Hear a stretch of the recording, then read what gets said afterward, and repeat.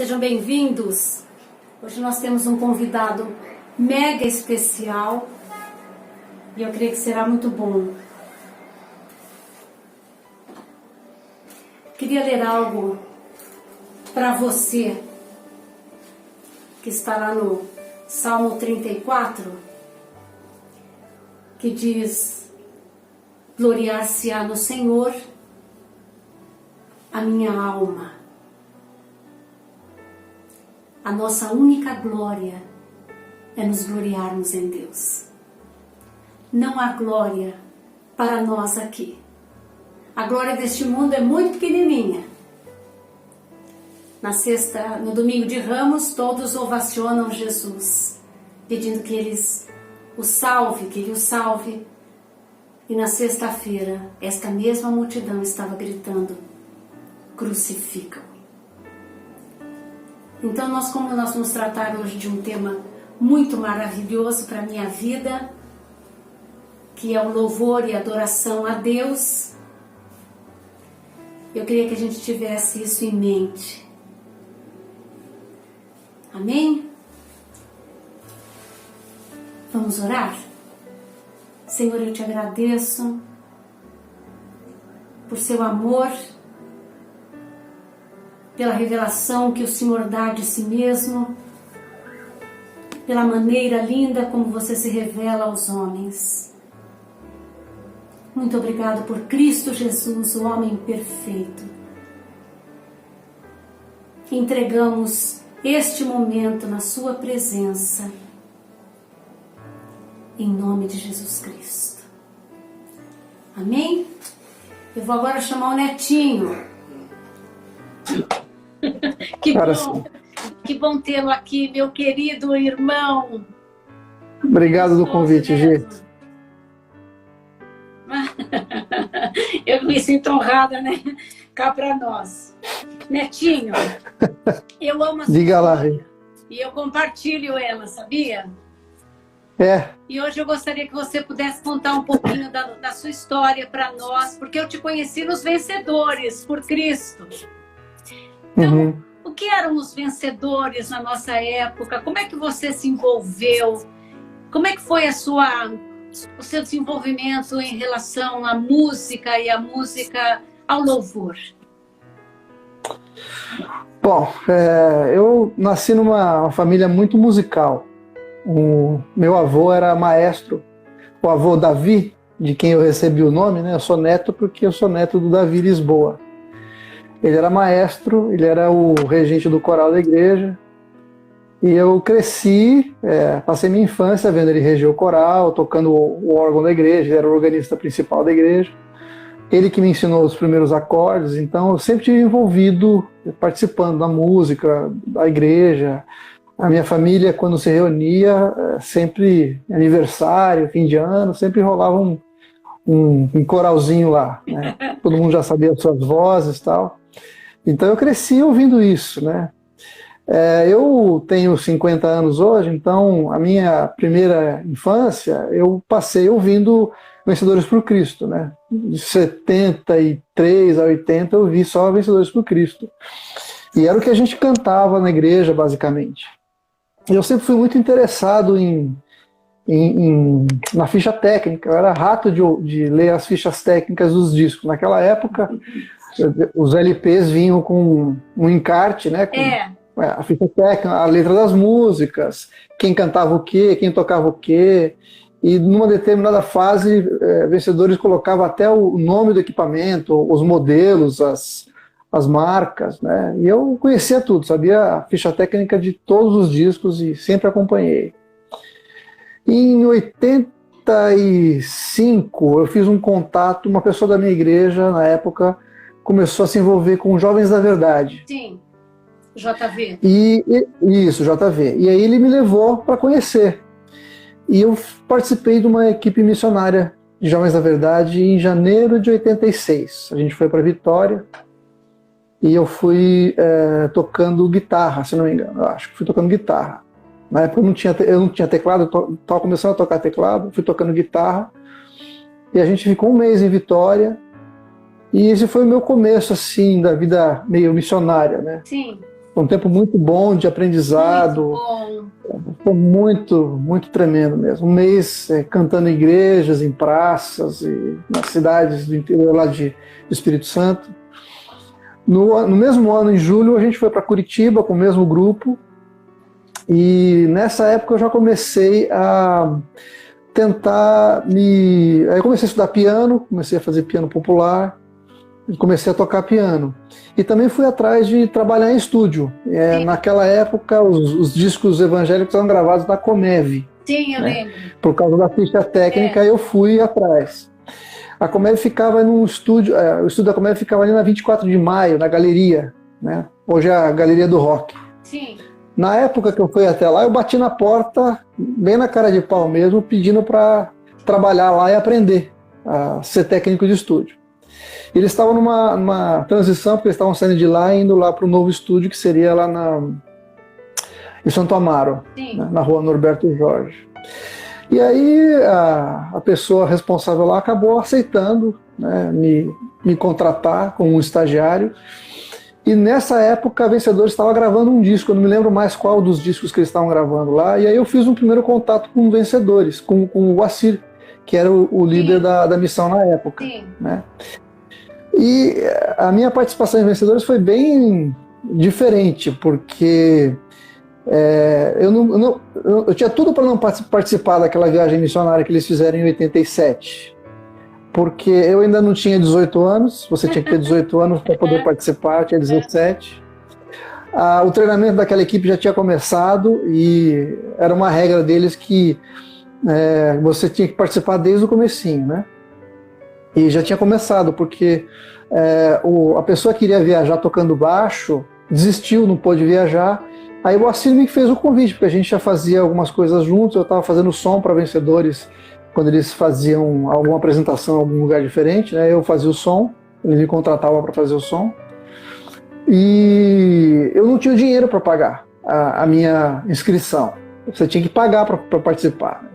Então eu não tinha idade, não tinha participado desde o começo e também não tinha dinheiro. Mas acho que o Assir resolveu investir na minha vida e me levou assim mesmo. E aquilo foi uma virada na minha vida mesmo, né? Porque eu não só passei a me dedicar a participar de um grupo missionário como Vencedores, eu fiquei lá por, eu acho que uns 6 ou 7 anos fazendo isso direto, né? Viajando na equipe de treinamento, depois eles tinham uma equipe chamada de equipe fixa. Então deixa eu falar um pouquinho sobre eles, para quem não conhece, porque hoje o mundo gospel está muito diferente. É verdade. A proposta dos Vencedores por Cristo era levar o evangelho cantado. Então nós tínhamos reuniões, eu me lembro que eu ficava nos bastidores orando quando as equipes iam se apresentar e nas universidades, e nós estávamos orando e de repente vocês vinham e cantavam e pregavam, e eu me lembro a quantidade de jovens, de universitários que se renderam a Jesus. Então, que época maravilhosa, uma época de muita colheita. E eu me lembro sempre de você, Neto, envolvido com tudo isso. E que história linda, né? O que eu acho mais legal de Vencedores é que, além de ser um grupo missionário, né, de evangelização, a outra perna, o outro braço de Vencedores muito, muito forte era o treinamento de líderes. Sim. Né? Então, assim, você não simplesmente participava de Vencedores porque você tocava um instrumento ou cantava, mas porque você estava se dedicando a aprender e a ser treinado para ser um líder na sua igreja, né? Sim. Vencedores sempre teve como proposta trazer o jovem da igreja, treiná-lo e depois devolvê-lo para a sua igreja para ele continuar o seu trabalho como liderança nas igrejas. Né? Então, Vencedores era um grupo que formava líderes para a própria igreja. Neto, que benção. Né? E eu fui por um deles, né? Eu estava num cursinho e um moço me chamou atrás e falou assim: oi, eu sou pentecostal, alguma coisa assim. Eu falei: ô, pentecostal, eu sou chofã. Ele falou: não, você não entendeu nada, mas eu queria te convidar para ir numa reunião que nós tínhamos, né, no cursinho, e eu conheci o Nelsinho Bomilcar. E foi ele que me levou para Jesus e cuidou de mim os primeiros meses da minha vida, até me entregar a uma congregação. Eu sou muito grata a ele, aos vencedores, por tudo que eu aprendi. Nelson é uma pessoa sensacional. Ele é. Não tem palavras para dizer o que é o Nelson Bomilcar, né? É a doçura em pessoa, é o pastor em pessoa. Ele é um pastor. Ele é o pastor de pastores. Se vencedores, né? Não era uma igreja. Não era uma igreja. Não. É uma proposta, era uma missão. Não é isso, Netinho? Isso. É o que eles chamam de para-eclesiástico, né? Ele trabalha ao lado da igreja para ajudar a igreja. Mas eles treinavam bastante as pessoas a serem líderes, a terem visão a respeito de louvor e de adoração, não é, Neto? Isso, o próprio Lamartine conta que o começo do ministério dele se deu em Vencedores. Foi ali que ele descobriu o chamado dele de ser um pregador, né? Sim. Ele conta isso. Sim. Neto, tem uma pergunta agora para fazer para você, que o Senhor possa nos abençoar bastante nesta live. Deus precisa de adoração? Não, Deus não precisa de nada. Né? Deus não precisa de nada. Tem jeito de amar o ego de Deus? Não, isso é uma mania que a gente tem de dar a Deus características humanas. Né? Deus não precisa de adoração, claro que não. Né? A Bíblia fala que os anjos e os querubins estão 24 horas por dia diante de Deus falando da sua glória. Né? Então, o que será então, Deus não que os precisa. anjos vêm para que eles tenham essa postura de adoração e de louvor? Existe algo que deve despertá-los ao cântico, à gratidão, ao louvor, ao ovacionar a Deus. E eu fico pensando assim, se nada inflama este ego, por que nós devemos adorá-lo? Olha, eu acho que, assim como tudo que Deus faz, Ele faz por amor, né? Sim. Então, assim, é interessante quando você pensa...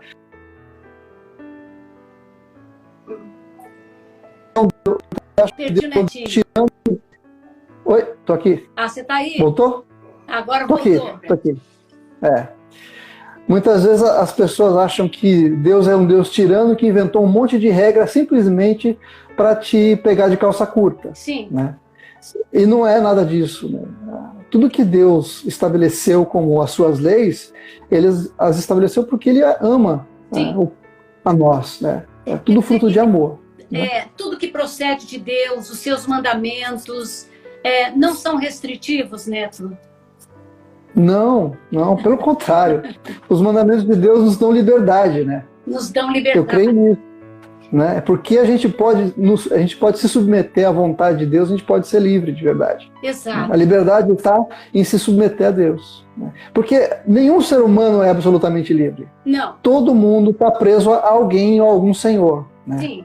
Eu acredito que não existem pessoas que adoram ou que não adoram. Todos adoram. Sim. Mas algumas adoram ao Deus verdadeiro, outras não. Outras não descobriram o Deus verdadeiro, aquele que é digno da adoração verdadeira, né? Que pode você tá falando produzir isso na gente, né? Porque nós temos um grupo bastante grande onde a gente está estudando o livro de Isaías. E ontem Deus falou muito a respeito de idolatria. Como ele abomina isto.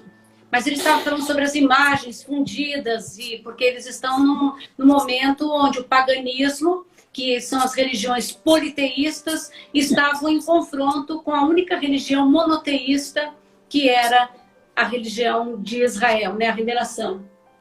E eu estava falando que os deuses sempre haverão. Podem não estar sendo os deuses fundidos. Mas o maior Deus que eu vejo hoje, Neto, é aqueles que se olham no espelho. Ah, não tem dúvida. Existe uma identificação em relação ao nosso ego, ao nosso eu. Então, isto é o que você falou. Nós nascemos para adorar. Então, cada um adora alguma coisa. Sim, sem dúvida, o tempo todo. Possa adorar o Deus verdadeiro. É isso mesmo. Então Deus não precisa de adoração. Quem precisa de adorar somos nós. Eu gosto de dizer o seguinte, sabe? Que assim como a oração, sim, a adoração não muda Deus. Sim. Né? Tanto a oração como a adoração mudam a gente. Sim. Perfeito. Né? Deus não deixa Deus não vai ficar mais santo se eu falar que ele é santo. Se eu falar que o seu nome é exaltado, Deus não vai ficar mais acima. Sim. Né? Mas na medida em que eu entendo essa realidade para a minha vida, isso me transforma. Sim. Né? Quando eu consigo, na verdade, adoração é você olhar para Deus, é você reconhecer quem Ele é. Né? Quando você reconhece e vê quem é Deus, isso transforma a gente. Exato. Aí, quando você se aproxima da luz, Sim. você vai começar a ver quem você é. Você falou de Isaías, eu gosto muito do texto de Isaías 6, né? Sim. Que tem até como título chamado de Isaías naquele texto, né? Mas o interessante é que quando ele tem a visão de quem é o Senhor, imediatamente ele percebe quem ele é. Exatamente. Também. Exatamente. Né? Então, assim, a proximidade com o Senhor nos mostra quem nós somos de verdade. E é interessante que ele passa os 5 primeiros livros profetizando. Ele usava a boca para profetizar. Isso, é quando verdade. Ele tem contato com Deus, no alto e sublime trono, ele diz, ai de mim, né? Ai de mim, que tenho lábios impuros e habito no meio de um povo de impuros lábios. E é engraçado que ele fala dos lábios que ele usava para profetizar. Tal é a santidade de Deus. Ai, perfeito, Neto. E é interessante que eu falo que a adoração, ela traz uma atmosfera a nós. Sim. Eu acho.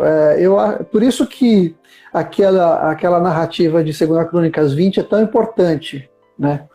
Porque por que Josafá decidiu mandar os levitas à frente do povo?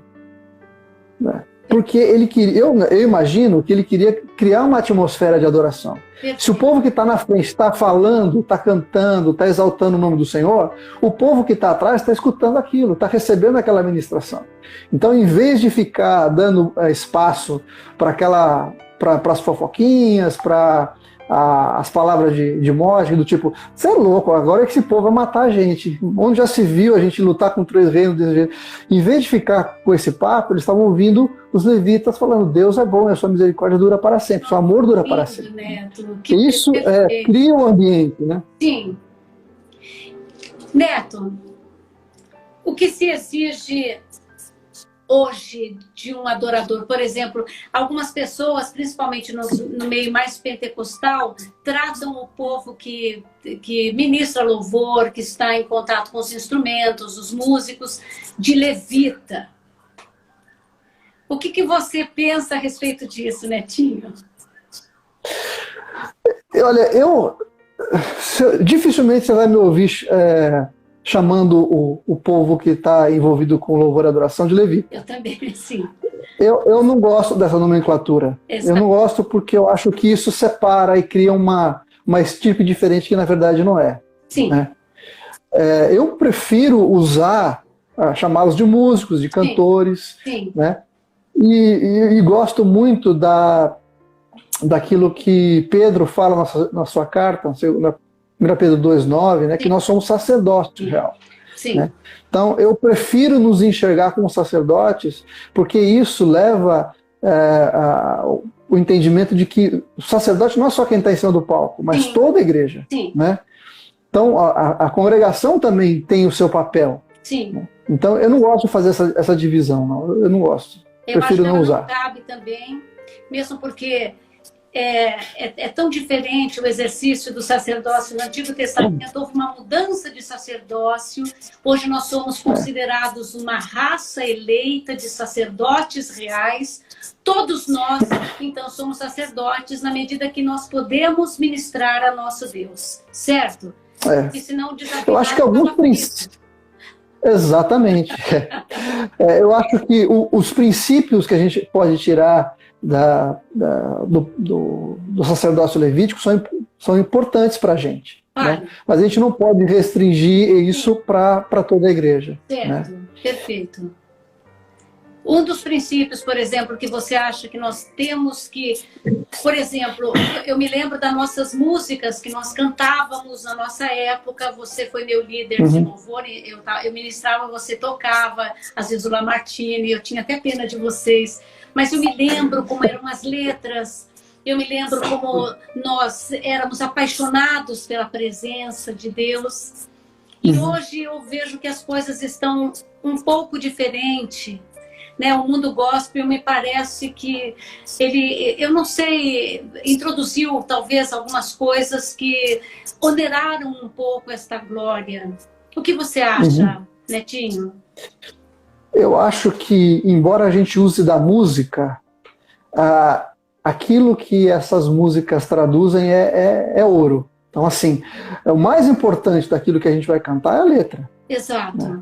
Se as letras não forem bíblicas e não apontarem para Jesus, ela não tem sentido nenhum. Ela não tem sentido. Por mais bonita que seja a melodia. Não tem, não tem. Porque, na minha opinião, assim, o louvor e a adoração, da maneira como a gente chama, né, esse tempo que a gente tem para cantar com a congregação, o momento congregacional de adoração, ele só tem sentido se aquilo que a gente cantar forem verdades absolutamente bíblicas e que produzam em nós encorajamento, ensino, exortação, seja uma palavra profética no sentido de que ela é a palavra de Deus. Né? A gente tem que cantar a palavra de Deus. Né? Então a gente não pode dar espaço para cantar bobagem. Se você pensar, 1/3 talvez, 1/4, 1/3 do culto é reservado para música. Exato. Então é uma disputa desleal com a palavra. Né? Perfeito. Se você ficar cantando bobagem, né, você vai levar para casa bobagem.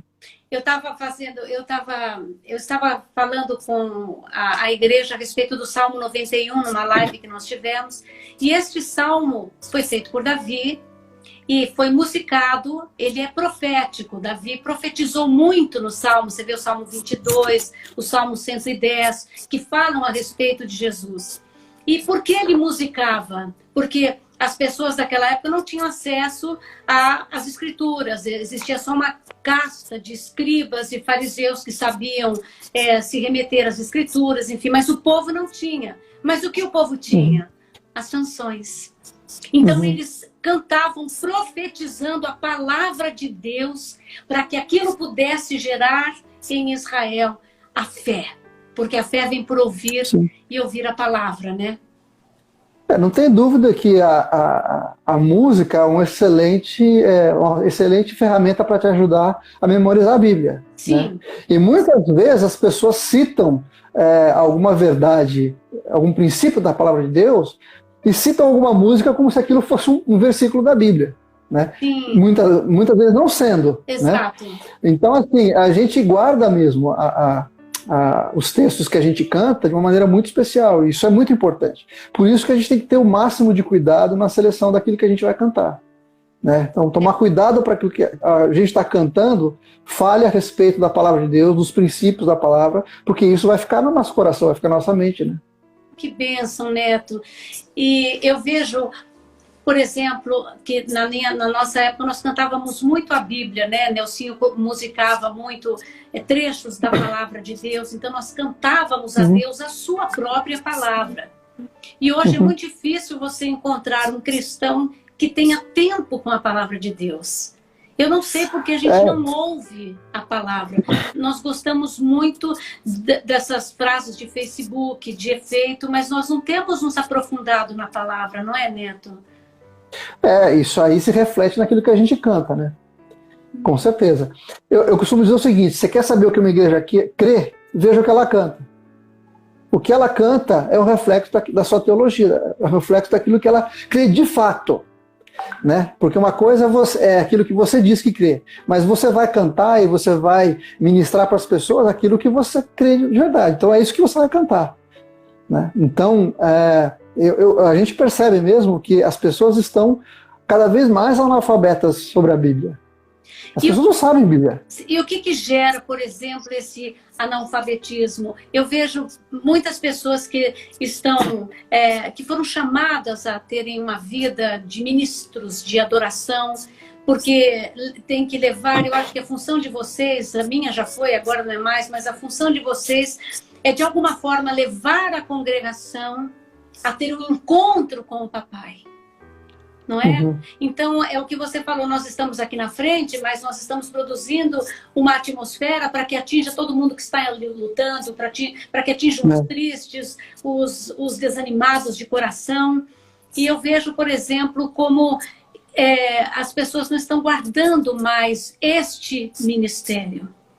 de levar uma vida consagrada a Deus? Acontece o seguinte, a gente tem que dissociar o talento da unção. Tá. Né? Eu creio que uma pessoa ungida é uma pessoa capacitada mesmo, né? Também. Sim. Mas, muitas vezes as pessoas fabricam a unção. Né?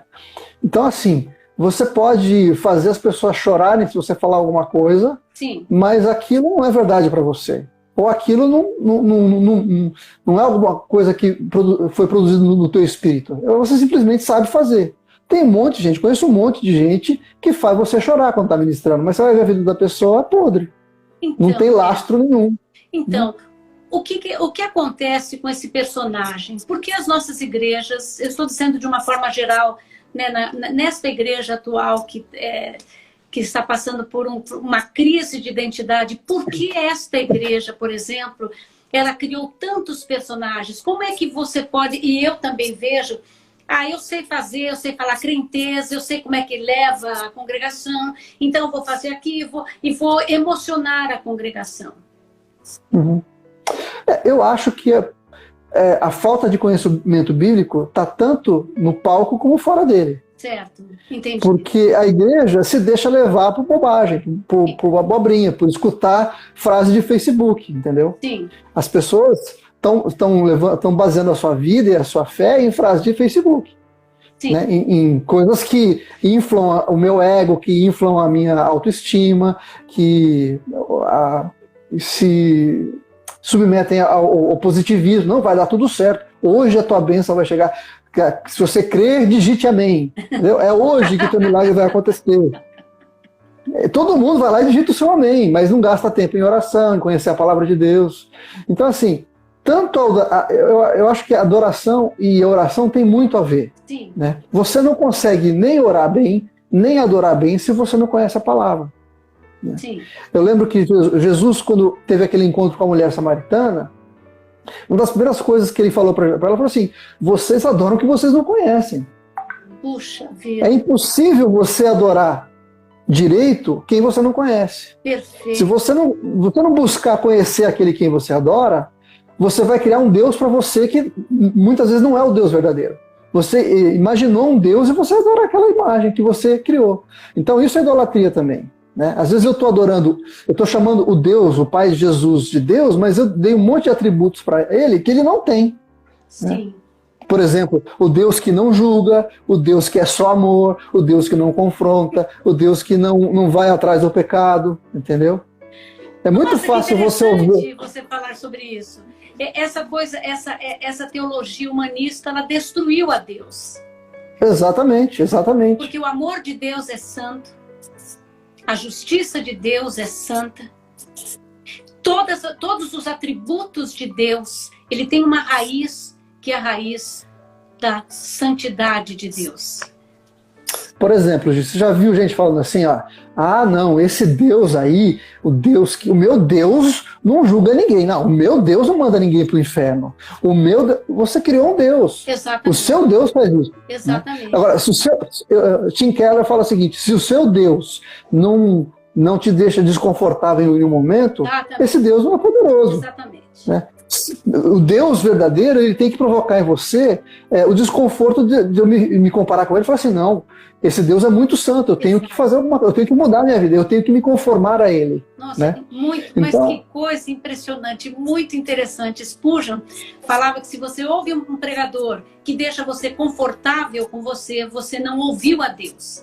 Porque nós temos que nos sentir feridos, porque a palavra corta, você fala, poxa vida, discernidos. Mas há esperança. Exato, discernidos, confrontados, a gente começa a temer arrependimento e esperança, muita esperança. Porque ele nos ama. Mas se a gente não passar por isso, Neto, o que vai ser da igreja? Hoje, como você falou, assim, a palavra ela tem que nos transformar. Né? Sim. Quando uma adoração, porque assim, toda vez que a gente fala em adoração, quase que imediatamente você pensa em música, né? Sim. Mas isso é um problema nosso. Sim. Né? Quando as pessoas que escreveram a Bíblia falavam adoração, Eles tinham uma outra visão na cabeça. Perfeito. Eles estavam falando de outra coisa. Perfeito. Né?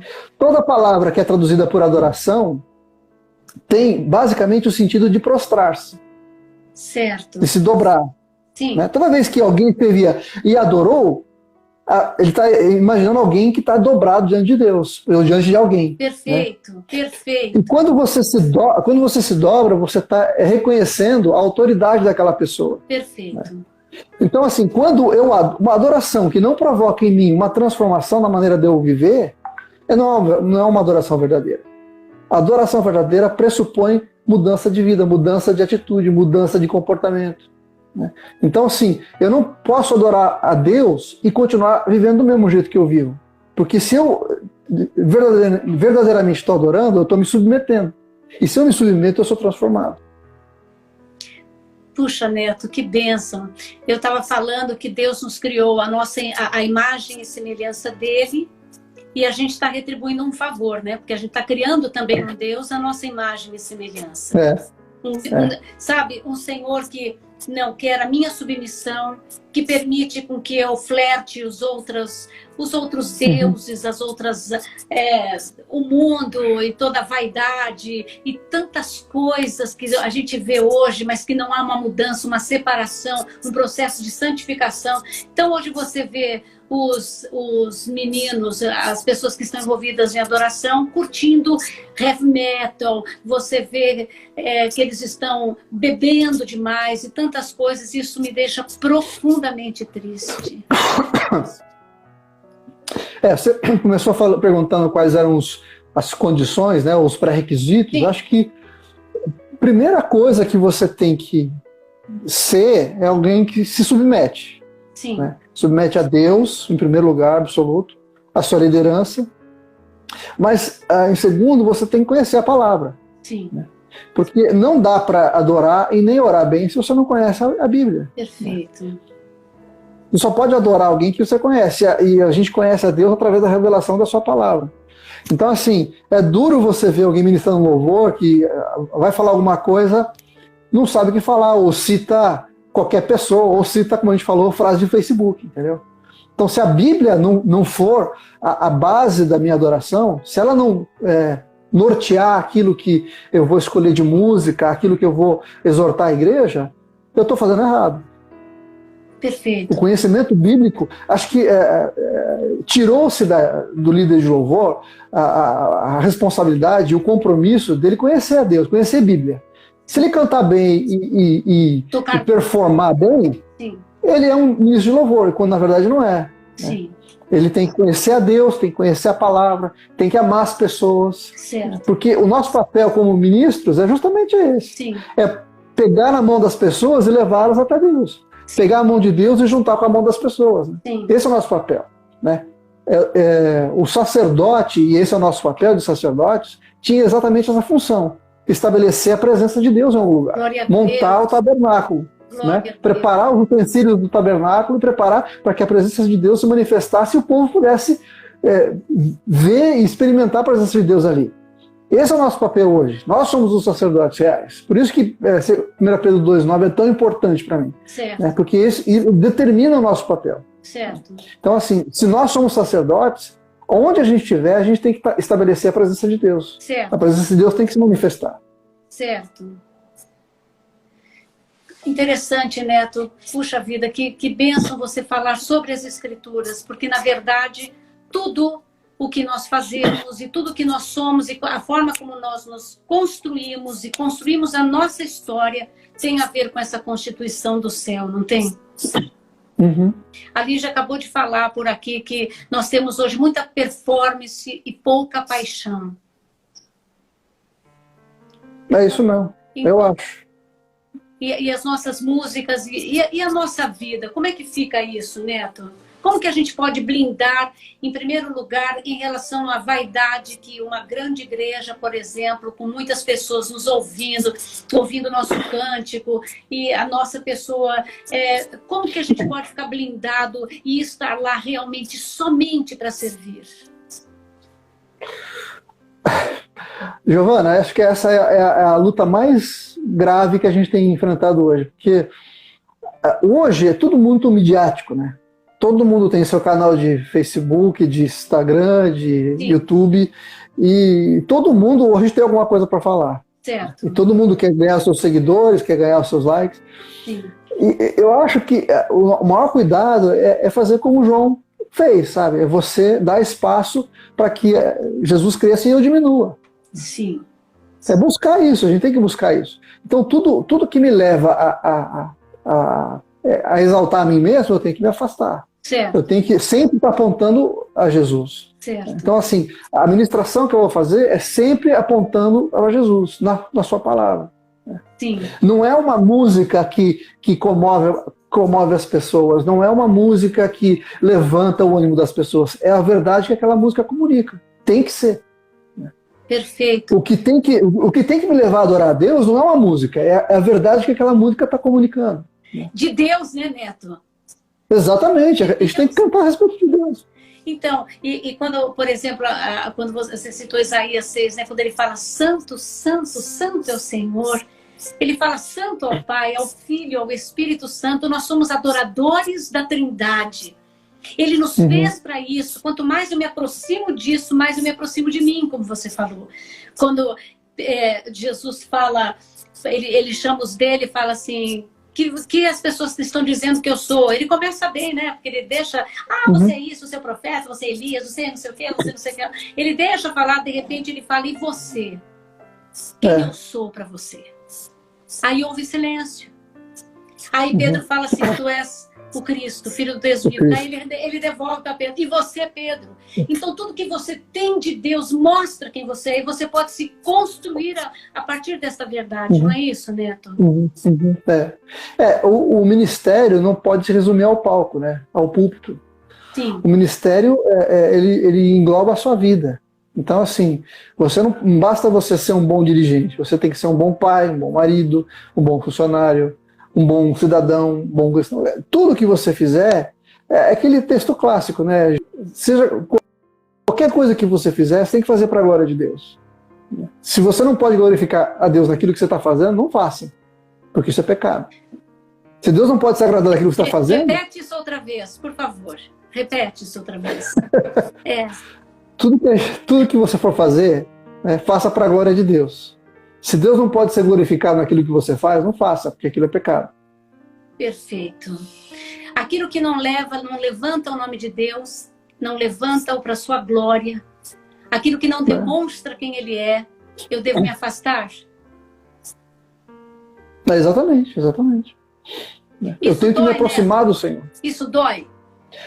Lógico, né? Porque a gente quer ser aprovado o tempo todo, a gente quer ser exaltado o tempo todo, e isso é a nossa guerra, né? É abrir mão disso para fazer a glória de Deus crescer, né? Fazer o Senhor crescer. E abrir mão daquilo que você tem vontade de fazer, né? Muitas vezes. Sim. Mas, ao mesmo tempo, aquilo que a gente falou no começo, né?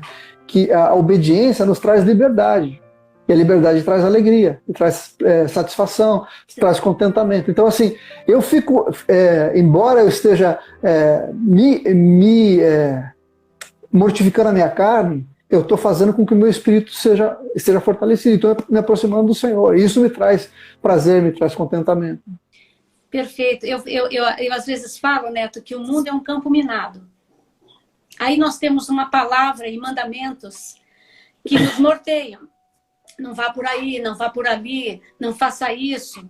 E além desta palavra, nós temos o Espírito Santo que está por trás, dizendo assim, este é o caminho, andai por ele. Este é o caminho, andai por ele. Isto não é liberdade, Neto? Claro. Exatamente. Você ser capaz, você ter a liberdade de não fazer alguma coisa. Isso é o que mais difícil das pessoas entenderem. Que interessante. O Rubens está falando aqui, o pastor, né, que nós temos muita egolatria e os nossos cultos são muito focados em personalidades e que o nosso louvor também. Eu acho que a gente tem que sempre tentar trazer a congregação para ser o protagonista, sabe? Sim, em todo o tempo. Perfeito. O grupo que está lá na frente é simplesmente alguém que vai te ajudar. a te ajudar a escolher a música, a cantar do jeito certo, né, no tempo certo. É como se fosse um maestro, mas o protagonismo tem que ser da congregação. Perfeito. Por quê? Porque ela precisa se envolver. Exatamente. Ela precisa se envolver. Né? Que interessante. Ela não está ali para ser entretida, para assistir alguma coisa. Né? Pelo contrário, ela está ali para participar. É ela que vai fazer, a congregação é que vai fazer o ambiente de adoração se estabelecer naquele lugar. E não só isso, né, Gi? Nesse momento, é o momento em que você pode experimentar o dom do seu irmão. Né? Sim. Porque para você adorar, você não precisa estar na igreja. Você precisa estar na igreja para ter comunhão com seus irmãos. Né? Então, eu acho que a gente tem que trabalhar o fato de que a igreja não se resume ao pastor, aos ministros de louvor. A igreja são todas as pessoas. Certo. Né?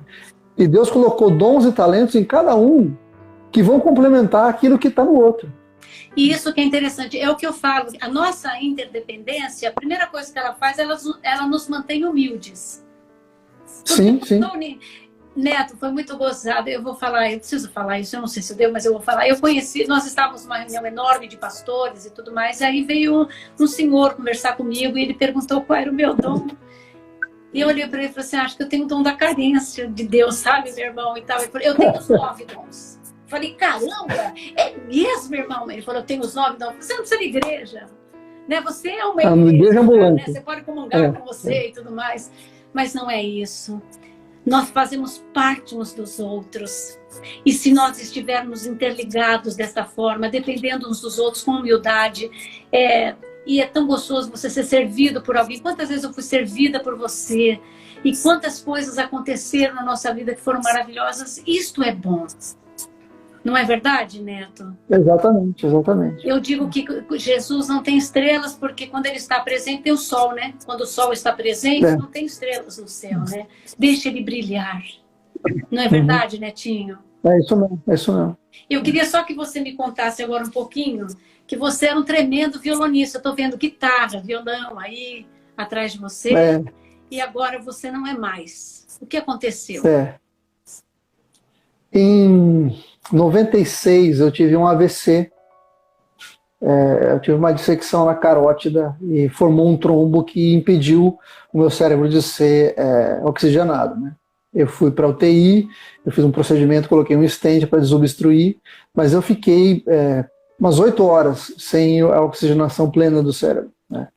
Isso é basicamente morte, praticamente 100% de chance de morrer, né? Ou de ficar tetraplégico, ou virar um vegetal.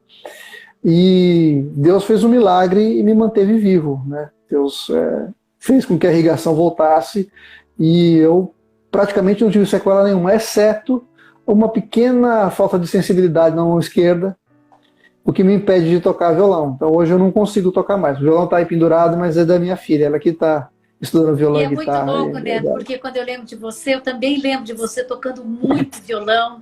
Hoje eu falei para o nosso ministro, né, que nós estamos conversando sobre essa questão sua, e eu falei, puxa, como deve ter sido, como Deus trabalha, né? Foi em 2006, foi em 2006. 2006. Eu me lembro como a gente entrou num clamor, um choro, uma coisa, nós não conseguíamos parar de orar e clamar a Deus. Então, quando a gente ficou sabendo que você estava bem, foi uma festa.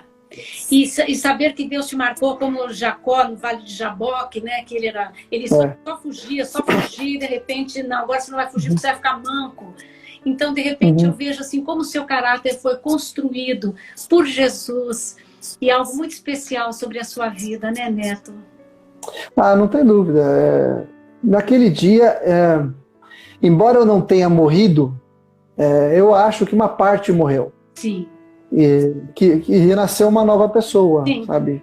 Algumas coisas eu tive que abrir mão, algumas coisas eu tive que me adaptar. Quem me conhece hoje, não me conhecia antes, não vai dizer, eu acho, que eu tive qualquer tipo de problema, né? Sim. Mas eu sei as minhas limitações hoje. Né? Eu sei aquilo que eu fazia e não faço mais. Sim. E eu sou grato a Deus, não tenho nenhum tipo de ressentimento, pelo contrário, eu vejo o milagre de Deus. Mas é um novo momento, eu creio que Deus usou isso para mudar, para virar a chave na minha vida também. Sim. Né? Então, Deus não dá ponto sem nó. Né? E Deus muda, né, as chaves da nossa vida, né? Eu creio que Deus permite um processo de quebrantamento muito grande, porque um vaso, se ele não for quebrado, ele não vai manifestar o que está dentro do interior. Então, nós somos vasos de barro, nós estamos aqui, não somos de acrílico, o Senhor pode nos derrubar, nos fazer em pedacinhos, não importa, Ele é o oleiro, é Ele quem levanta, é Ele quem enche nosso de óleo, porque é o óleo que é importante, não é o vaso, não é verdade, né? Eu vi recentemente uma ilustração muito bacana, talvez não seja novidade para muitos, mas para mim foi muito marcante, que o vaso, né, quando ele sofre alguma rachadura, né, ele pode ser usado porque aquilo que está dentro dele, né, acaba vazando para as outras pessoas, por onde ele passa. Sim. Então, Deus usa as nossas rachaduras ou as nossas imperfeições para que a glória dele se manifeste. Então, mesmo as nossas rachaduras podem abençoar as pessoas. Sim. E eu creio que, para mim é isso que é interessante, porque quanto menos você deixa de ser, ou mais rachado você é, e quando a glória de Deus se manifesta através de um vaso tão quebrado e destruído, as pessoas vão olhar e vão falar assim, só pode ser Deus. Não é verdade, Neto? Porque não tem nenhuma consistência mais, não existe mais uma arrogância ou uma altivez. Então, a pessoa humilde, quando ela é usada, você fala, puxa, só pode ser o Senhor, né? É isso não, é isso não. Agora me fale uma coisa. Você tem algo para tocar aí para nós ou não? Não tem, eu estou sem teclado aqui. Mas, bom, nós vamos fazer outra live e você vai tocar para nós, Neto. Tá bom, eu vou fazer. Tá bom. Eu queria que você deixasse algo seu para nós, para todos aqueles que estão nos ouvindo, a respeito do ministério da adoração, de quem ministra, de quem está envolvido com essa área tão sensível da igreja, que você possa falar um pouco e nos deixar algo. Gi, eu acho que talvez a regra de ouro seja buscar em Deus o frescor, sabe? Sim. Eu acho que para quem está toda semana ministrando, é muito fácil a gente se acostumar a fazer. Né? Muito fácil você entrar no automático. Então, assim, a minha oração constante, sempre que eu não me reúno com o pessoal do louvor da adoração para a gente ministrar, eu tento chamar a atenção para isso, sabe? Que assim como Deus renovou as suas misericórdias a cada manhã, né, a gente possa também oferecer a Ele um cântico novo todos os dias. Amém. E isso tem a ver com a gente olhar para o Senhor e enxergar coisas novas do Senhor todos os dias, porque Ele se renova também, né? Sem dúvida. E somos nós para conhecer toda a plenitude do Senhor. Então sempre tem coisa nova para a gente buscar do Senhor. Mas, assim, se o nosso foco, se a gente tirar os nossos olhos do Senhor, a gente perde esse frescor. Né? Se a gente estiver com os nossos olhos no Senhor, vendo as suas maravilhas, vendo o seu poder, a sua graça, a sua misericórdia, tendo um coração grato, a gente se renova na adoração. Né? A gente não permite que a coisa entre no automático. Sim. Então, os nossos olhos no Senhor são acho que é o segredo de você ter uma vida, uma espiritualidade saudável. Né? Eu me lembro do Salmo 73, né, quando Asaf fala que seus pés quase tropeçaram. Sim. Ele começa dizendo assim, os meus olhos, eu ficava olhando a prosperidade do ímpio. Ele tirou os olhos do Senhor. Sim. E Asaf era uma pessoa que estava envolvida com a adoração o tempo todo. E ele tinha 75 anos, mais ou menos, quando ele escreve esse salmo. Que coisa, né, Neto? E quando que foi a virada da vida dele? Ele fala lá, acho que no versículo 17, fala assim, até que entrei no... Sim. Então, assim, o segredo e a chave, eu acho que está no sagrado, sabe? No secreto do Senhor. Acho que é isso que o Senhor espera de nós, como ministros. A gente está com Ele o tempo todo, buscando Ele no templo mesmo, onde Ele se manifesta de maneira poderosa, presencial, sabe, especial para nós, né? E tirar os olhos das coisas, né? Sim. O Asaf estava olhando a prosperidade do ímpio, mas desejando aquilo, né? Exatamente. Era aquilo que ele queria. Né? Ele estava com inveja. Bateu a inveja no Asaf. Vamos falar real, ele estava com inveja dos caras. Bateu inveja no Asaf. Né?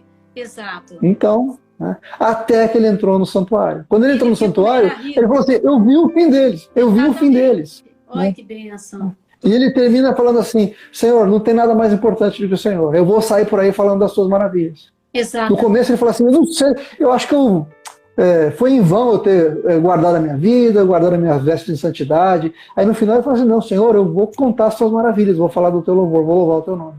Puxa, que lindo, Neto. Então, não é em vão nós termos uma vida santa. Não é em vão nós estarmos separados de tudo aquilo que nos afasta de Deus. Nada disso é em vão. E se a gente colocar os nossos olhos em qualquer coisa que não seja olhando fixamente para Jesus, nós vamos ficar com Asaf, não é? É isso aí. Vai permitir que o seu coração se... ele usa uma expressão embrutecido. Exato. Né? Asaf fala que ele estava embrutecido. Se embruteceu, exatamente. Puxa, que lindo, Neto. Puxa vida, né? Precisamos treinar isso no secreto. Então, o que eu quero dizer, né, para todos aqueles que estão nos assistindo, é que a palavra de Deus, ela é a raiz de todo louvor, da revelação de Deus. Então, se um crente não conhece a palavra de Deus, ele vai fazer uma porção de coisas, achar que está fazendo certo e não está.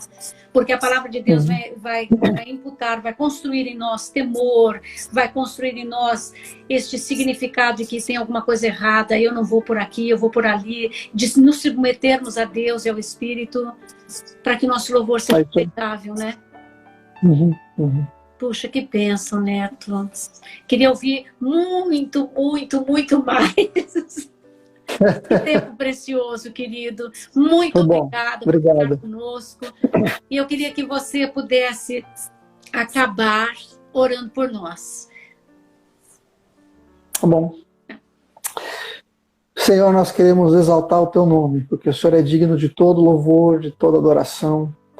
Nós queremos dizer que não há ninguém como o Senhor, que a nossa vida é tua, que os nossos dias estão contados pelo Senhor, que nós estamos guardados debaixo das tuas asas, que o Senhor é o nosso refúgio, nossa fortaleza, a nossa torre forte, Deus. Sim, meu Deus. Obrigado porque em tempos de tantas notícias ruins, Senhor, a gente pode declarar que nós descansamos no Senhor, porque o Senhor é fiel, o Senhor é bom, justo, verdadeiro, misericordioso e cheio de graça. Obrigado. Pai, enche o nosso coração com a tua presença. Amém. E revela, Senhor, a tua verdade para nós, Senhor. Amém. Queremos te contemplar, assim como Isaías teve o privilégio de olhar para o Senhor e ser transformado. Nós queremos isso na nossa vida. Sim. Queremos que o Senhor transforme o mais profundo do nosso coração. E nos faça mais parecidos com Jesus, que a gente possa te contemplar. Amém. E adorar o teu nome em espírito e em verdade, porque é isso que o Senhor espera de nós. Em nome de Jesus, nos ajuda. Amém. Nos para a tua glória. Em nome de Jesus. Amém. Neto, eu amo você muito, assim, grande. Você. Amo a Paola muito, as meninas muito grande. Muito obrigada, meu irmão. Eu te levo no meu coração, você sabe disso, né? Obrigado, Gi. Deus muito bom estar com você, querido. Aqui. Se despeça dos meninos que te viram, bastante gente. Valeu, gente. Obrigado de estarem aí, viu? Beijo para vocês. Deus abençoe. Beijo, Neto. Deus te abençoe, querido. Amém. É isso, meus irmãos. Acho que nós ouvimos muitas coisas que podem nos fazer refletir. E eu louvo a Deus pela vida do Netinho. Eu creio que Deus tem algo especial para a igreja. Nesse tempo tão difícil de pandemia, o Senhor, Ele tem algo para nós, para que a gente possa reconstruir altares, para que a gente possa trazer a presença de Deus e ser um instrumento de cura aonde nós estivermos, mas para isso nós precisamos estar comprometidos com a verdade absoluta e não comer a verdade ou não onerar a verdade, porque Deus é bonzinho. Deus é bom e santo. Amém, queridos? Que o Senhor te abençoe e te guarde. Obrigado por todos. Estou vendo a Raquel aqui, a Margot, todo mundo. Deus abençoe a Ligita. O Senhor é contigo. Amém? Até.